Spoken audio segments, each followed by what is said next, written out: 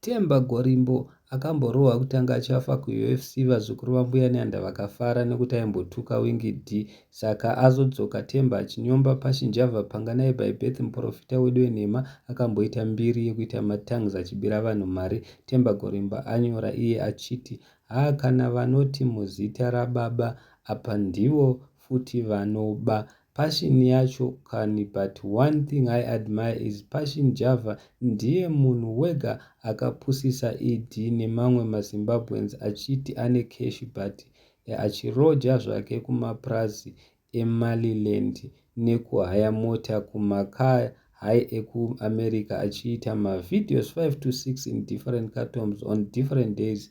But yekuhaya aiwana zvayo mari, but iko zvino returns of investments haachaiti, so he acted humble and said he want to sell the cars he never had. Ndozvikutaurwa naTemba. Ari kuratidza kuti ari kudedzera kuti ada kutengesa mota dzaakabvira asina kutombodziita mota dzacho. Handizi guys mati kudi, asi pakupusisa tobvuma.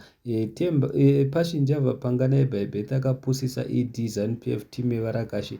Nezvi angoti zizi, hatizivi kuti chii chiri kuitika. Takambonzwa kuti akuti Cape Town ari kudhiraivha maUber. Saka Temba ari kudedza hapana zvakadaro. Chinhu chakaita kuti Temba asekwe nevazukuru vaMbuya Nyanda paakarohwa kutanga achafa kuUFC inyaya yekuti aimbotuka vaWingy D, but right now akaita inonzi chinja maitiro.